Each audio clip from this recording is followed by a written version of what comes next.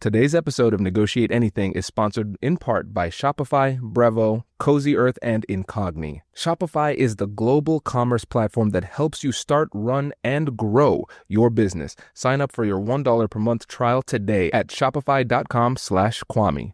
Brevo is an all-in-one marketing and CRM platform to help you connect with customers and grow smarter. Get started for free or use code ANYTHING50 to save 50% on starter and standard plans for the first 3 months of your annual subscription at brevo.com/anything. Cozy Earth makes everyday comfort feel like a real upgrade. From unbelievably soft sleepwear to plush blankets, go to cozyearth.com and use the code Kwame for up to 20% off, and you'll get a post-purchase survey. Make sure you mention you heard about it here.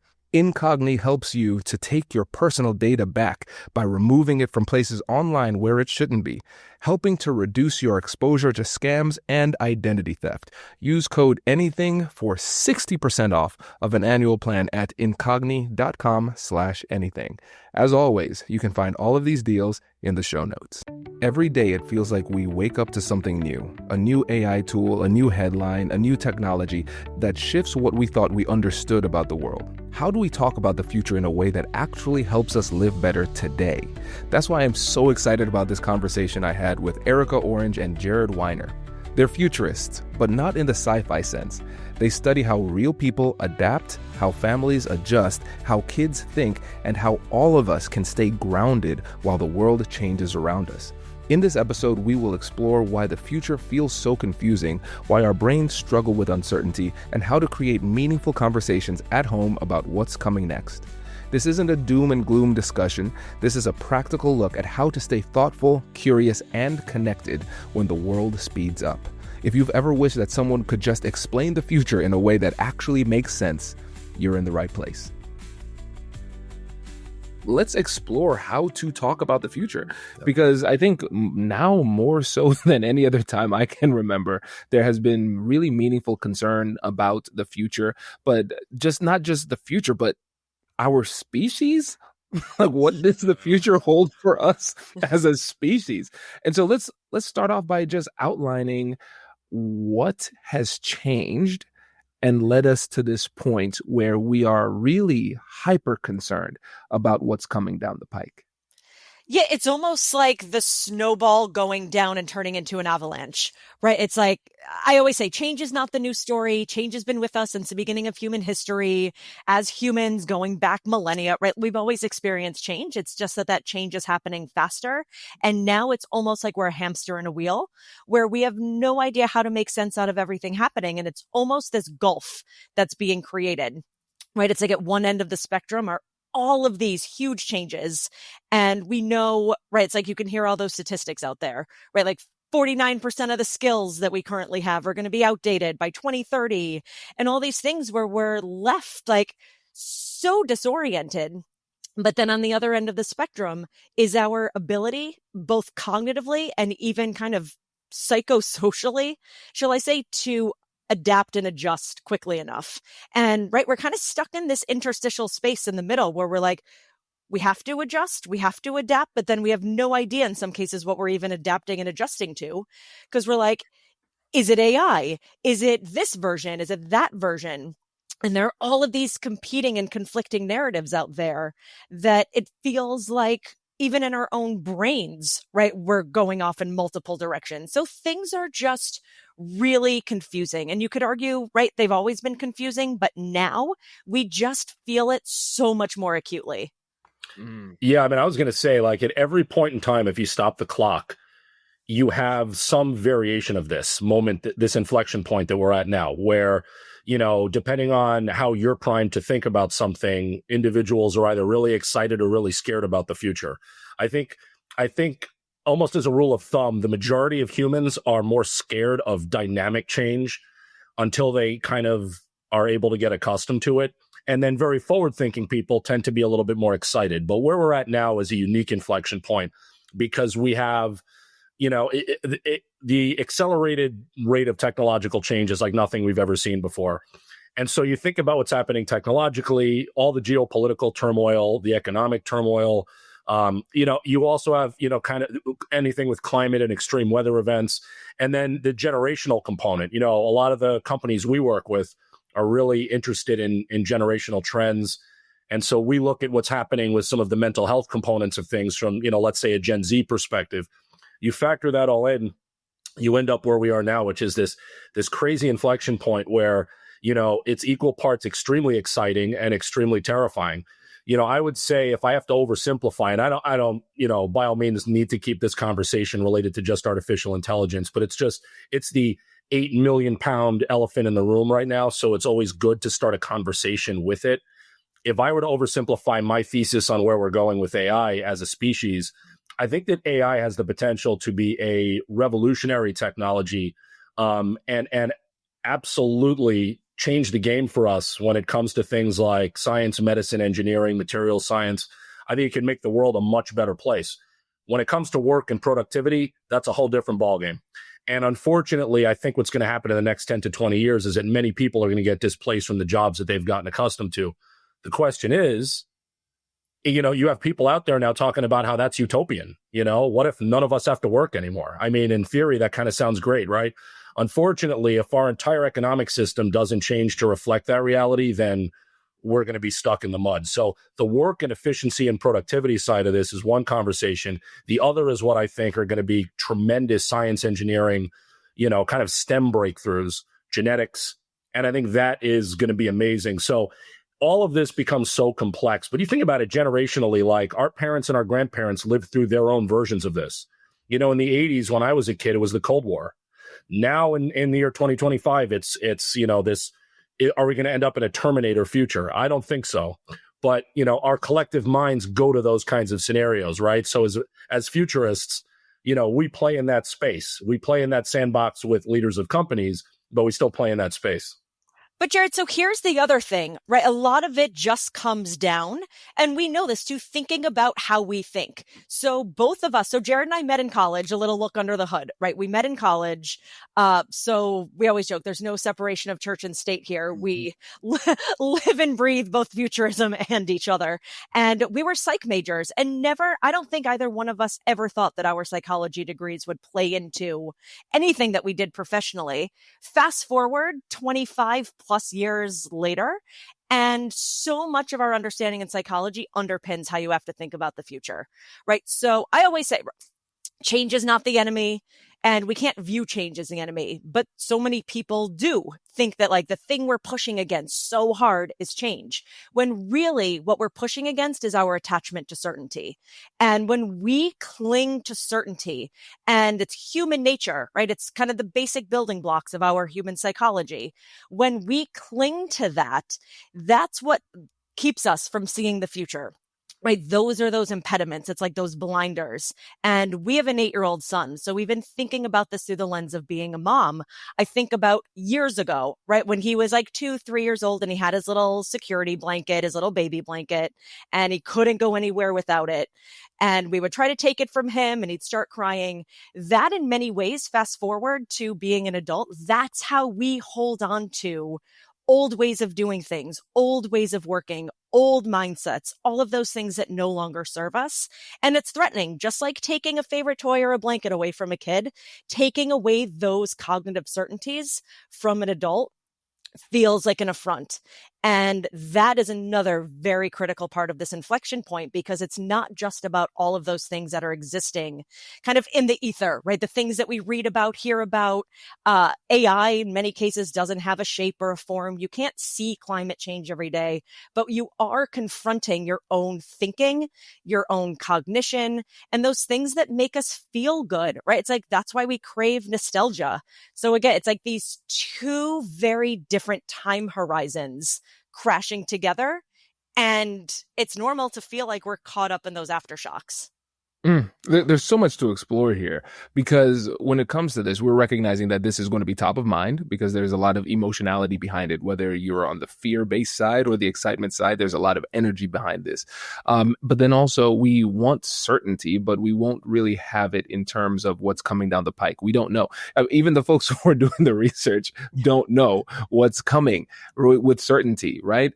And it's funny because when you think about this, not just through a psychological lens, but also a Stoic philosophy lens, we have to just get back down to the fundamentals and control the things that are within our control. And to a certain extent, to a large extent, we can control our thoughts and be mindful of the way that we're processing things. And you're right, change is the only constant and we make it the enemy, but that's our choice. Change isn't saying, hey, listen, you are my enemy. We're looking at change and saying, no, you're my enemy. And that's a choice. Well, if we can say, all right, change is the enemy, I'm afraid of it. What if you just challenge yourself to say, no, change is my friend, my collaborator, my teammate. How can I work with this? Then you can say, all right, now I can focus on myself and what it is that I need to do. But let's say the person that you're talking to has not listened to this episode of the podcast. Shame on them. Send it to them. And they are still afraid of the conversation. They are leading with their limbic system, not their frontal lobe here. So how do you approach these conversations with people who might be more fear-based and turn it into a collaborative conversation that moves us in a positive direction for the future? Yeah, so a lot of it comes down to tackling both those mindset shifts and those core behavioral shifts. Kwame, I love what you said about going back to stoicism and mindfulness. One of the kind of mental rabbit holes I've been going down recently is we need to kind of rediscover a lot of the lessons that we learned from the ancient Greeks, right? Socratic reasoning, the art of debate, certain things that we know aren't going away. And it's so borderline cliche to say this, but it's so true that the only certainty today and going into the future is going to be uncertainty. And that's always been the case, but we just have to approach things, one, through the lens of adaptability, and the other part of this is being able to embrace ambiguity and nuance and to really have those difficult conversations that the future is going to require, right? Knowing that two things can be true at the same time. And we kind of go into our own, echo chambers, right, into our own tribes. Algorithms are pushing us into those that we agree with. And the more that we can break out of those silos, the better. Now, that is not an easy task, right? Because whether it's politics or social media, it's thrusting us into these silos more and more. So it's getting harder to break out of that thinking and that deeper and more deep ingrained thinking.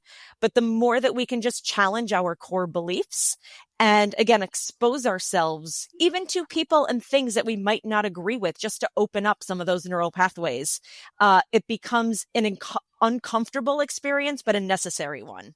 Yeah. And I was going to say, like, one of the things that is very interesting now, we live in this time when we have so much data available on pretty much anything.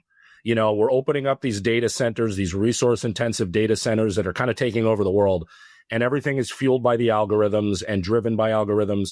And we're talking about a future of artificial intelligence. So if an alien were landing from another planet and looking at human civilization today, I think the reflexive response would be there's so much data that almost everything can be perfectly understood in like a scientific or statistical way. And the reality is that we know that even though we're drowning in data, we still don't have a full understanding of where anything is going. You simply cannot predict the future. You know, as futurists, believe it or not, Kwame, we get these questions all the time, even in 2025. And it's like, people are like, do you use a crystal ball? Do you read palms? What are you doing to get all this information? That's like, only in our spare time. Yeah, right. That's a hobby, not a job. But the thing is, there is no magic. There's no magic recipe for being able to predict the future. The best you can do is make sort of directional projections with all the perfect data we have out there. That's why you have businesses like Polymarket propping up, where everyone out there is basically essentially making wagers on where they see a lot of big things in the future heading. There's no certainty. So you come to this point in time now. I love something you said before about, you know, you can control what you can control. One of the foundational concepts that Eric and I are talking about now, especially as we launch our new platform, is something we call pilot versus passenger. And it's the idea that with all of this craziness in the macro, we are passengers. And it's almost a two-step process. It's almost like coming to terms with that. You have to acknowledge that you're a passenger when it comes to all of this macro stuff. Like you're boarding an airplane, you have to trust the pilots. And even if you don't like the pilots and you don't know them, you're still on that plane and you hope it's going to land safely. You have to accept that you're on that plane, and then you have to come to terms with it. But in your micro, when it comes to your family, yourself, your immediate ecosystem, your community, and in the case of business leaders, their companies or whatever function they're running, you still have significant control. In fact, in some cases, I would argue you have more control than ever before because of all of that data you have at your disposal. So you can make better and more data-driven decisions. So this pilot versus passenger concept, I think, is fundamental towards being able to lead someone to the right place if they need to figure out, how am I going to make decisions in the next 12, 24, 36 months as a CEO, whatever their function might be. And it's a mindset shift. As Erica said, it all comes down to mindset shift, and then you kind of go from there. Amazing. And Jared, we're on the same page, because in the for the first time in Negotiate Anything history, after 1,700 episodes, I did bring a prop. It is my crystal ball. You referred to the crystal ball. That's amazing. So I looked at my crystal ball and knew you were going to have your crystal ball. So this all works very well today. Exactly. That's weird. My crystal ball looks like Christmas. Does it moonlight as a snow globe? You know what? It is highly offended by that accusation. It is often referred to as a snow globe. But yes, this is great. I love this. And I love the pilot versus passenger analogy. I think that's really strong because, again, it shows us that we do have control, and when some level of control, but we have to focus on that. And that's the thing.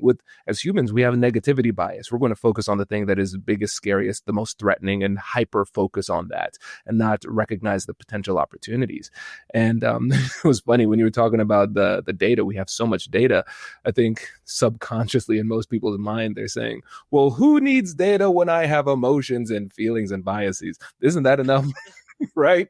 And so how do we, when we're talking to people and we're coming at these conversations with data, and they're coming with feelings, vibes, and algorithmically manipulated perceptions, how do we start to break through so the data can lead to these decisions versus people's fears or concerns kind of steering the ship in the wrong direction? Erica knows this and she's sick of this, but I'm a big sports fan. So half the time in my house, time is spent with me, and now by osmosis, my son watching sports or clamoring to keep his bedtime later so he can watch more sports. We had this with Although he saddled our son with being a Jets fan. Any team on earth, including any Pop Warner team, would be better than the Jets. So unfortunately, my son wants to do what I do, so he's saddled with my teams. But it's funny because we watch a lot of sports, and one of the things I've started to try to explain to him, because times have changed so much between, again, when I was a kid in the 80s and 90s and today, is that sports management, coaching, it used to be fueled almost entirely on gut and emotion. And, you have an instinct. Like if you're watching a baseball game, baseball is really, I think, the best microcosm of this now. And I say this again because you can extrapolate this to any business. Baseball managing used to be, I have a gut instinct that someone doesn't have their stuff today, so I'm going to take them out. Now decisions, I would say 70, 80% of the time at a bare minimum, depending on the team, are driven by analytics. And there is a massive debate within the community there of, should we be using all these analytics, or should we be going back to a little bit more of kind of a human-centered gut feel approach? And I think it's a perfect microcosm for business more broadly, because ultimately I think good leadership is about the integration of the two. If you are just a data-driven leader, then I have to be honest with you. And here's the thing, Kwame, when we talk about good or bad scenarios, artificial intelligence, this all comes together neatly here. If you are only a data-driven decision maker, effectively, then you theoretically can be disintermediated by technology, if not today, then in the next few years.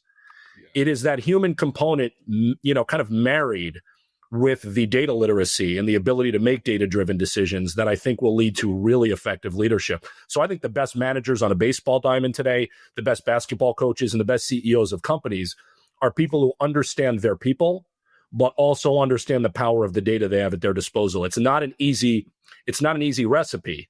I think we're kind of learning on the fly as we evolve, but I do think that it's going to be the integration of the two. This ties into the themes of Erica's book. It's really about how do we keep humans not just relevant, but thriving in the future. Well, and data is a snapshot, right? Like even when it comes to AI, one of the problems I had writing the book, AI and the New Human Frontier, was the fact that when I looked under the hood, a lot of the data was conflicting, and I needed to look through it 5, 10, sometimes 15 times over, where I'm like, this doesn't pair with this. There are two very dissonant stories that are being told here. But again, when we talk about needing a crutch or just like being apprehensive to change, here's a little story. So I was giving a presentation maybe a year and a half ago at the business school of a university. Clearly, I'm not going to name this university, but it was, and I was very honest about it.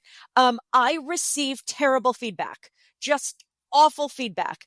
I don't want her back here. That was not what we asked for. And why did I get such bad feedback? Because it wasn't 100% data driven. Now, my task was to work with the students about the mindset shifts, the behavioral shifts, how to integrate their skill sets with AI, where AI is going, doubling down on the human component, all things that are a little more nuanced, things that are evolving in real time and things that don't have clear-cut data behind them. How do you measure moving from knowledge work into more wisdom-based work? How do we measure talent and kind of quote unquote human capital in new ways when AI is completely redrawing the entire map? But part of clinging to certainty is clinging to data, right? That is our life raft if we are in a tsunami.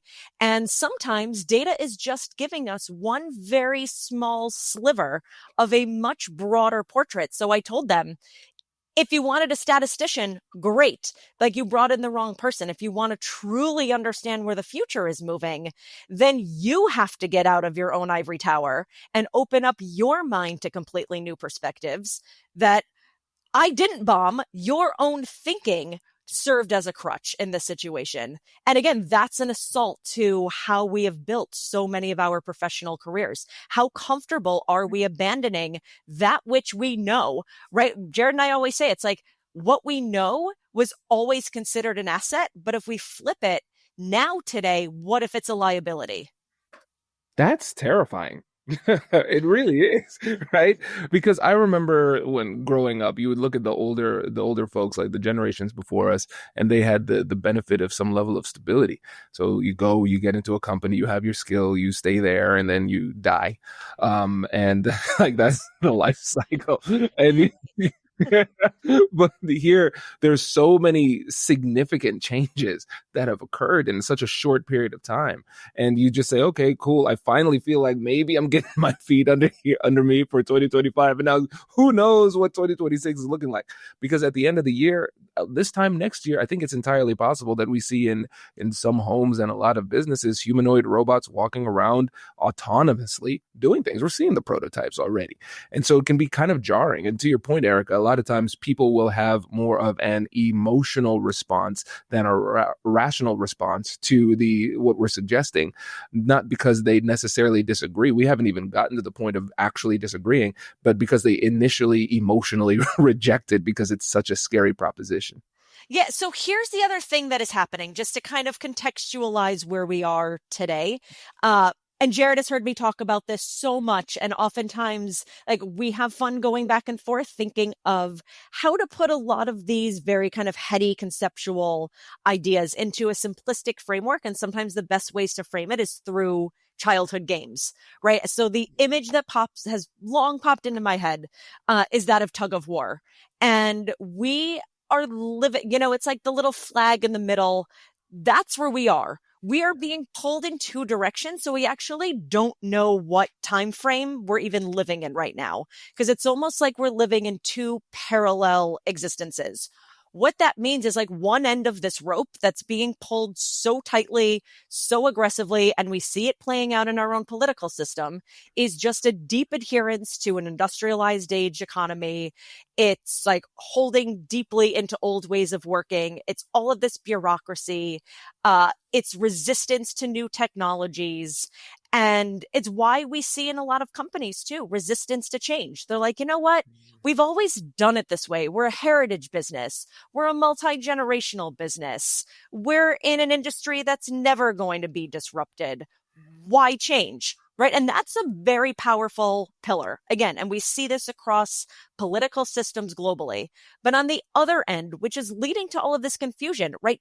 Jared said at the beginning of this conversation, moonshots, quantum, changes in health, medicine, wellness.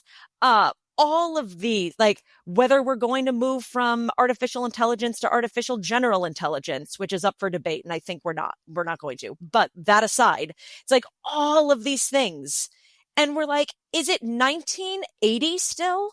Or is it 2050, right? You talk about humanoid robots. They're around, but it's like all of this regulation that's going to bog it down. So it's like we have these incompatible timescales. And when I talk about these tectonic plates, that's what we're feeling. We're like, we're going backwards in our thinking in some ways. And simultaneously, we're going forward. And Yola, I have this little thing behind me. And for anyone that doesn't see my video, it is a big marble ampersand. Because I always say, like, the future can just be distilled down into one word, which is and. And it's almost like Pee-wee's Playhouse in our house, where it's like the word of the day is and. Right. And it's like there is going to be a lot of creation, all of these exciting things that like smart homes, granted privacy incursions, but like AI coming and doing routine tasks. And there's going to be deep-seated chaos in other aspects of our lives. Political fragmentation, the rise of authoritarianism, the attack on trust and truth, right? And these things are going to coexist. Same thing, like we're going to want to take action in a lot of aspects of our lives. And there is very deep-seated, powerful apathy emerging in other aspects of our lives. That it's like we just have to get comfortable with both ends of this rope. Like, and the people pulling each end, like digging in their heels more aggressively and fervently to preserve their version of whatever they want to come and see next. So true. It's so true. And I know the majority of your work focuses on the work, right? Future of work, those types of conversations. But you all are, you're married, you're spouses, you've got a child. So what did that do? Oh, two. Okay. Yeah. Two. There we go. Well, so what about the future of relationships? When you think about the technological advances, let's talk about relationships in general, like as humans, how we relate to each other. But then I know we've had conversations about parenting in this generation. How do we handle it? So let's start off with relationships. Yeah, I mean, I think it's a great question. And again, I'm going to go back to that kind of framework we defined a few minutes ago, which is macro versus micro. So I think on the macro level, and when I say globalize or things are more globalized now, I'm not talking about it when it comes to trade and commerce. I'm keeping this out of the political realm.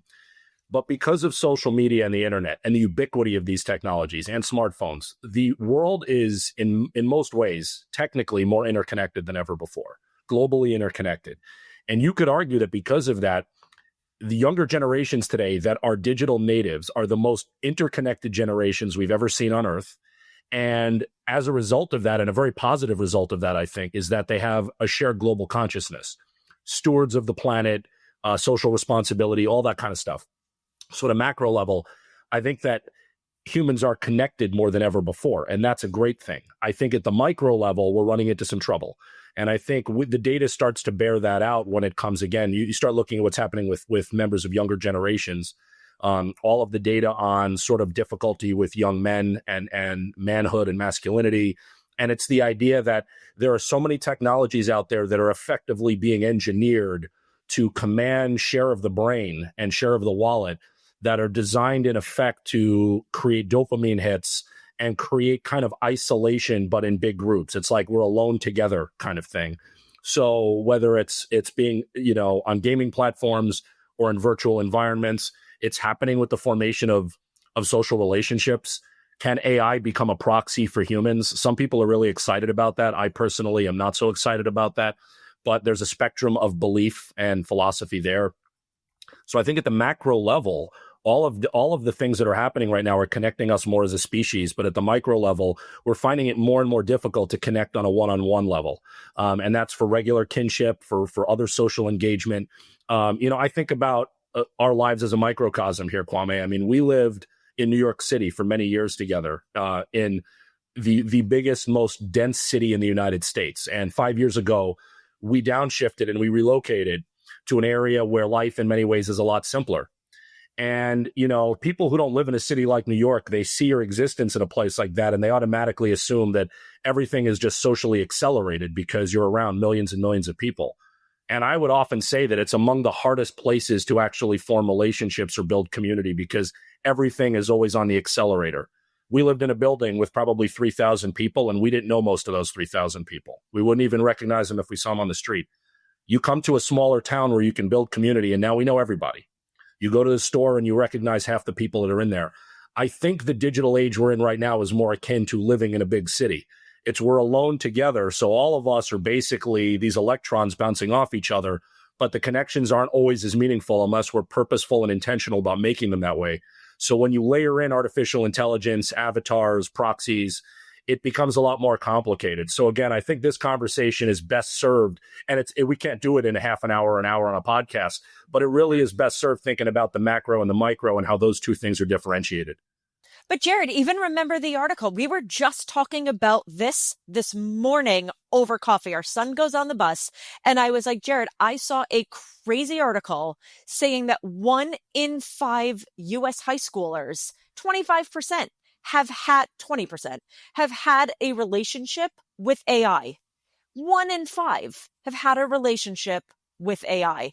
And that is striking, right? And as much as we have conversations all the time. Our son is younger, but what does a relationship with technology look like? What are the guardrails? How, we by design, and I'm always careful when I say this because we have one child. It might be a very different story if we had 4, 5 kids, like some of the parents that we know in our community, but we by design keep him as analog as possible, right? No video games, no tablet, just knowing, especially at the earlier ages, there are neural changes that happen because of the early exposure to technology. But I even think back, Jared, right, to how we met. And now, you know, fast forward to us in our mid 40s, it's like we were probably one of the very last years that didn't have social media in college. You know, we met the old fashioned way. And we were kind of in our own little analog bubble that just even a few years later, this is going back to 1999, you know, you fast forward to 2003, 2004, once social media really started hitting the scene. Right. And everything changed so quickly. And quick point of clarification, when you said they have some kind of relationship with AI, you mean like interaction with it, or are we talking about the like AI companions type of companions? I mean, I think it's hard with self-reporting to really see like if it's a truly romantic relationship. But there was that story that came out recently of the girl in China who had her AI removed and she mourned it as if it were the death of a person. I mean, there were the pictures of her just absolutely like so deeply distraught in a state of grief that, you know, you think about what some of those sci-fi movies, whether it's Her or you watch Black Mirror, some of those, what they always pretended. And it's like that is starting to happen now, especially with the rise of agentic AI. Here's the other thing, too. It's like a lot of this, again, it sounds very dystopian. Let me give you a utopian application of this. We've done a lot of work over the years with companies or organizations that serve the aging community.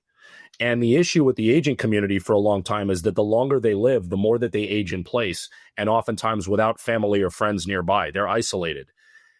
Honestly, using advanced technologies as a way to bridge the gap or even be a proxy for the lack of human-to-human interaction for certain communities which are isolated is actually, in my mind, a very positive application of this kind of technology. Where we run into shakier ground is when we talk about, for example, what are the future relationship prospects going to be of someone today who is maybe 21 years old?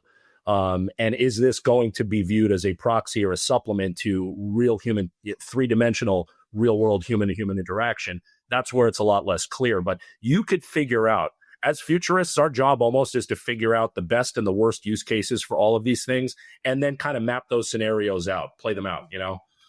Yep, makes a lot of sense because I wanted to make sure we clarify that for the audience because that is a concept that is very new and foreign to many people, and it's so foreign that you have to actually spell it out. It's like, no, people are in romantic relationships with machines today. It's happening.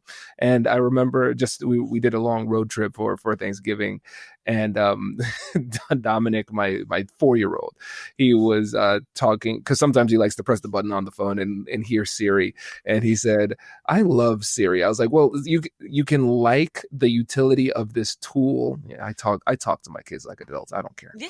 I was like, "You can like the utility of this tool, but you cannot love Siri. Siri is not a person." You don't anthropomorphize Siri. Yes. And so then I turned to Whitney. I said, "Who knows the direction this world is going in? Because 20 years from now, Dominic might be doing some kind of expose interview." And he's like, "And that's the first time I heard my father say something truly robophobic." Oh, right. And,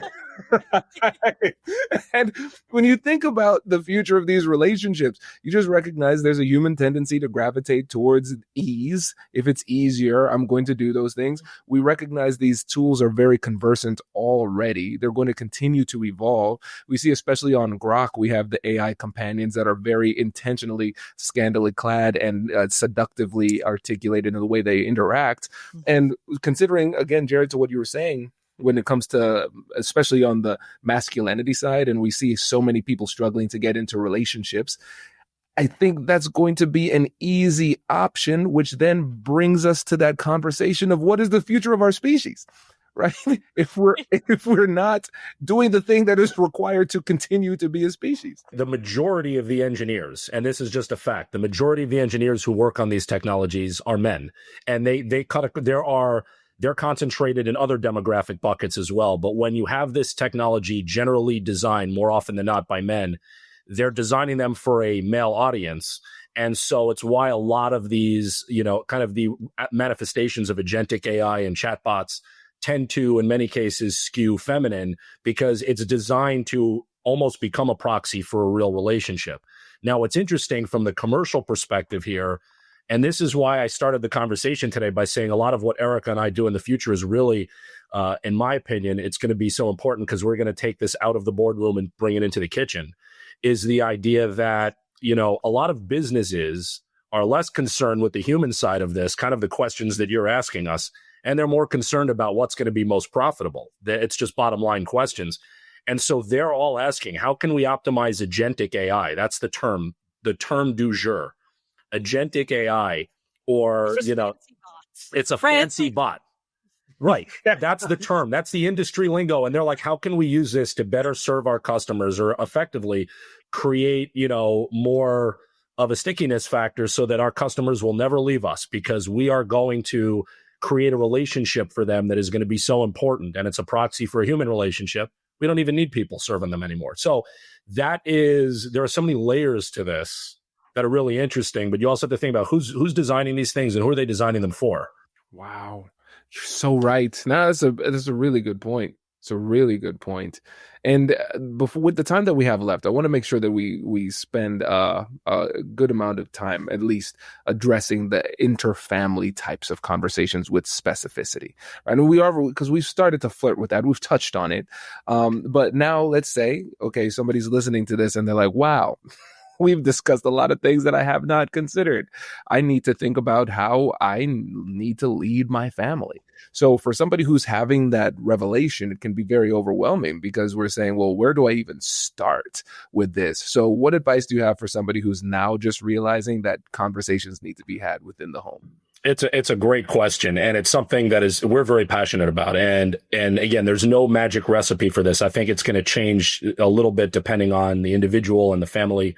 But two things I would say. I want to go back to a point we made earlier about micro versus macro, or pilot versus passenger.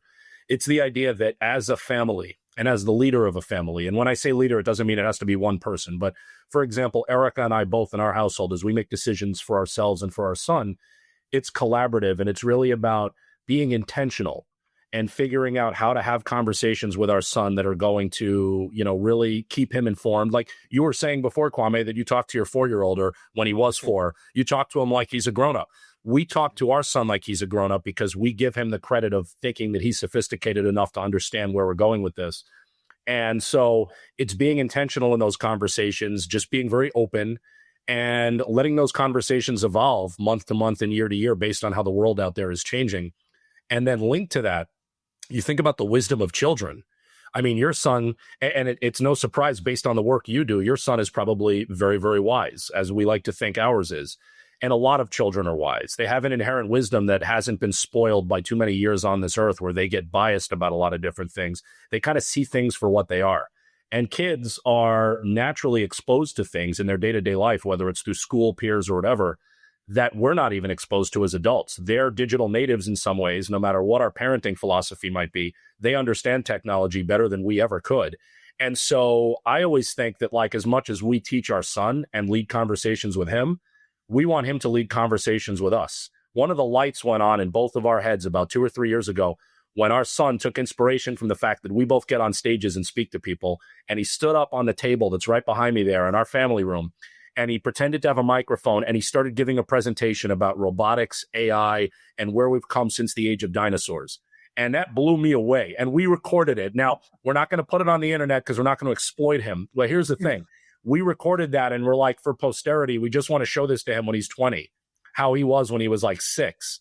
And I just thought it was so cool because I'm like, his understanding of things is not jaded or biased. And in some ways we can learn from him. So what I would say is have very intentional conversations about the things you can control in your household, the decisions you can make together as spouses, partners, parents, and then ultimately learn from your children, because they're not just there to be talked to.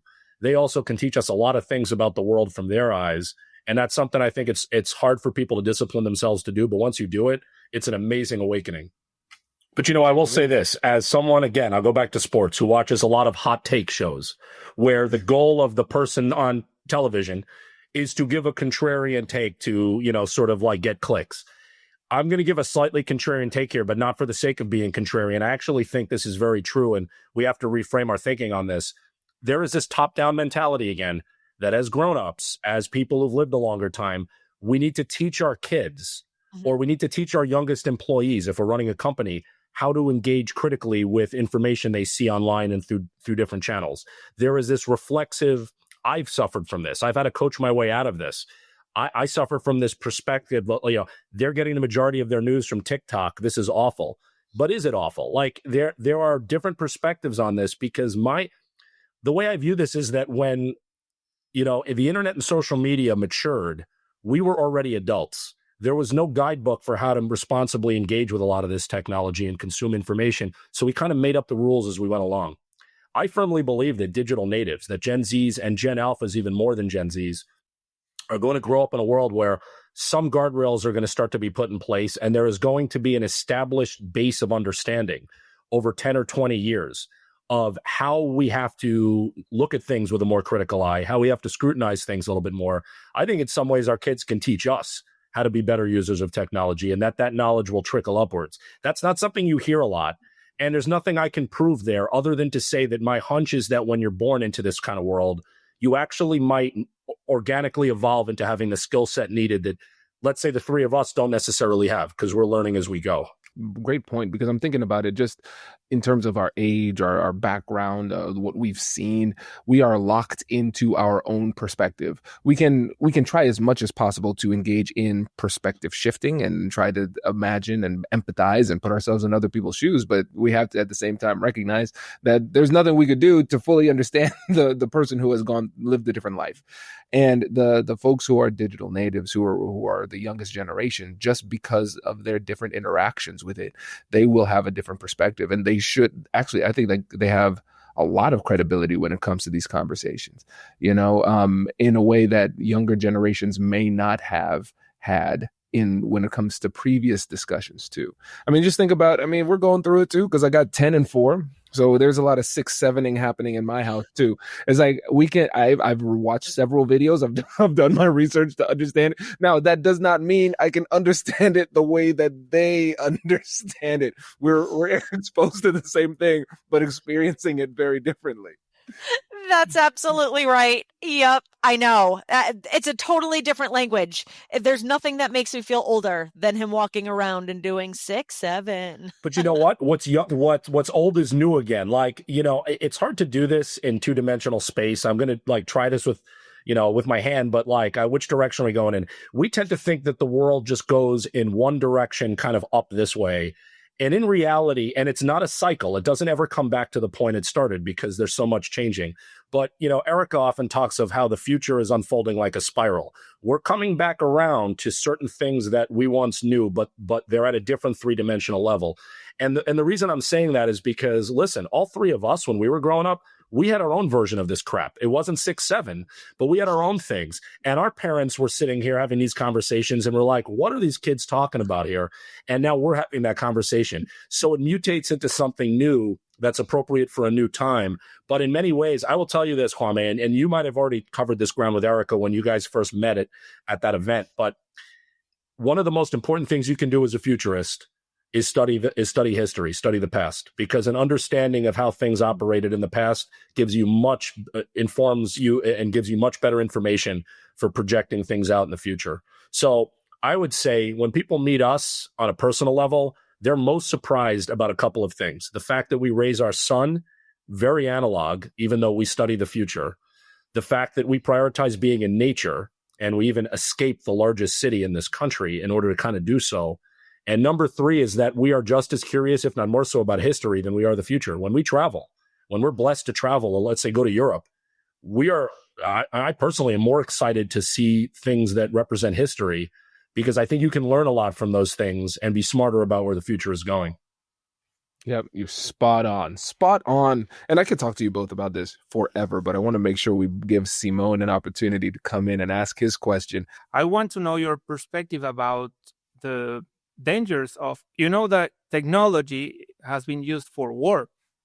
And now we have more and more technology, and there's like a group of people using technology to collaborate, but there's another group of people that are using technology for war.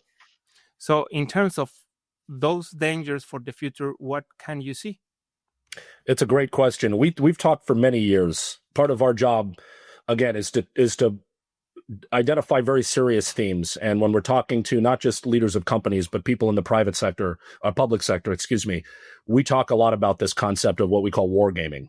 And with advanced technology comes the ability for us to simulate different scenarios. I mean, any of us who grew up in the 80s remember the movie War Games, which I think came out in 1983. And this is to my point that things change dramatically, but they don't. That they were already postulating where a lot of this predictive algorithmic technology was going to go in warfare, and that was 42 years ago.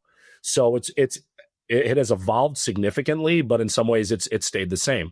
I would say that using technology in warfare boils down to 2 scenarios, and they're not mutually exclusive. One scenario is a negative one. It's the idea that now technology can be put in the wrong hands, and because of precision and because of all of the tools at people's disposal, you have greater risk than ever before. You can do a lot more damage, theoretically, than ever before. There are cybersecurity issues. There are the ability for people to basically overtake, let's say, an unmanned aerial vehicle or a drone. We can go on and on and on. And too often, I think people focus on that side of it. The positive ramifications of this are that the more we almost automate warfare, if that's the correct term here, in theory, the fewer people need to be lost in battle through things like infantry battles and things like that. And if you can engage in hyper precision, if you're in, the theater of combat, then theoretically you'll have less collateral damage or fewer collateral losses in combat because the tools at your disposal allow you to be hyper specific in terms of what you're trying to do. Again, these are scenarios, but they're not mutually exclusive. I think the use of technology in warfare is something that, as civilians, we don't fully understand. In fact, many of the coolest things that we've seen in our lifetimes originated from things like DARPA, the government's, defense and military research arm. And then those end up becoming consumer applications. And I think the internet actually is counted among those things that was first identified and studied by DARPA. But the bottom line here is that we're in a future of wargaming. We're going to be able to game out almost every possible scenario in a theater of combat. And then there are negative and positive ramifications of that, those which we're just beginning to understand. I would layer on top of that too, Jared, because I think you are spot on, is how risk is evolving in the first place. And we talk a lot about risk in what we call the white space, which is kind of the rise of risk was always very tangible. And in war, risk was tangible. And now some of the intangible risk is that everything is now becoming more psychological and perception based. And when it becomes invisible in that way and harder to trace, for instance, even the risk to a company, a single deepfake can completely cripple a company in a matter of minutes, and they are basically hamstrung. They're not able to respond with enough time. Think of what happens if you are able to cripple a government in the same amount of time and speed. It's almost psychological warfare that then how do you even hedge against a lot of the second and third order risks that come from that, particularly when they then trickle down to the citizenry. Yep. That's such a good point. And this is, this next question. How would I describe this? It could be quite substantive, or it could be quite entertaining. We'll see where you take it. Why are the billionaires buying bunkers? Oh, I think, I mean, so here's the little bit of the conspiracy theorist in me. And let me just say, like, MIT Technology Review just came out with a whole magazine on the mainstreaming of conspiracy theories and the fact that, like, of course, some of them are rooted in fact, whatever. I really have to believe, because they are the ones building this technology, they're the one investing in this technology. Who knows what the desired end game is in all of this, right? That's kind of the X factor that remains to be seen. I have to assume they know something that we don't know. Why is it that not only are they building bunkers, but there is such a push for interstellar travel, for mining the moon, for inhabiting Mars, for all of these things that are happening outside of our planet? And you could say, okay, they're hedging against potential climate disasters. I think it's bigger than that. But a lot of it is shrouded in mystery. Yeah, I mean, I think this is what Jared and I talk about with a bottle of wine. We love that. We love this stuff. It's such a good question. I mean, it's true. It's like, in my mind, like, oversimplifying this, there are like three potential reasons I think why a lot of these billionaires are doing stuff like building rocket ships to go in outer space. One, if we take them at their word, it's because they believe that the human species should continue to innovate and reach the stars. Two is that you're talking about boys with, two is that it's boys with their toys. It's like, I have all this money, I want to build rocket ships because that's my version of being a boy with my toys. And three is that they think or they know, it could be either, that we're screwed. Now, here's the thing. If you had endless money, endless resources at your disposal, and you're all about hedging risk, even if you don't know or don't think that there's going to be a doomsday event, but you can afford a bunker, why not have one? Listen, I'd love to have a bunker. I can't afford one, so it's not a conversation we ever have in our house. But if I had our garage, Jared. Yeah, I mean, and that's not going to protect us against much. It doesn't even protect against rain. So, I mean, you can hide in your basement gym. Yeah, that's great. I'll have weights falling on my head when everything collapses around us. So middle class version of all of this. I mean, so this is what happens. We have these conversations at night over a bottle of wine, and they range from the serious to the ridiculous. But it's a great question because, I often wonder, do they know things we don't know? Or is this just paranoia? Is this just because they have the money to hedge against any possible risk? I mean, it's a great question. A great question. Yeah. I feel like it's got to be, it's like a mixture of all of those things, right? Because they're like, I was talking to my buddies and they told me something, and now, just in case, let me go ahead, because at this rate, everything for me is free. So why not build this? It'll be a campsite otherwise. So I'll just go there, hang out from time to time. We were just watching the documentary, The Age of Disclosure, about all of the secrecy, about extraterrestriality and all of the deep, deep layers of the CIA. If you haven't seen it, it's great. Where? What is this? It's called The Age of Disclosure. It was just released. It's on Prime. But, everyone from like top CIA officials to like Marco Rubio, they're all in there being interviewed. And the whole point of it is there's so much that we kind of know, but we really don't know because the layers of it just go so deep and there's so much shrouded in mystery and secrecy that I think a lot of this is just an extension of that. It's like we can hypothesize and we can say, you know what, like, Of course, all of these things are true, but I have to just assume that they have their tentacles into parts of business and government that are hidden to most lay people. Exactly. Yep. I was thinking the same thing. Lots of questions, not great answers, but great speculation. Yeah. I appreciate that. Yeah. And this has been great, Erica, Jared. This has been fantastic. Before you go, I want you to remind everybody about the company and how they can work with both of you and the book too. Yeah, fantastic. So our company is the Future Hunters. Check that out. My website is ericaorange.com. The book is AI and the New Human Frontier, available wherever books are sold. And stay tuned after the first of the year for a joint platform that Jared and I are creating called Wake the Future. Again, just really bringing the future inward, talking about a lot of the implications for your home, parenting, our kids. So that'll be launching on YouTube. Yeah. And I mean, historically, we work with companies in a variety of ways. We can come in and we talk to people who are running companies about some of the issues that came up on today's podcast, just in terms of the future of work, workforce, productivity, efficiency, et cetera. And we do a lot of public speaking. And in the future, my hope is that a lot of that speaking morphs more into how we can optimize the people that make up a workforce for a company, let's say, than just how we drive more revenue. And I think we're kind of getting to that point. Thank you both for coming on. This has been fantastic. This was awesome. Thank you so much for having us. Thank you.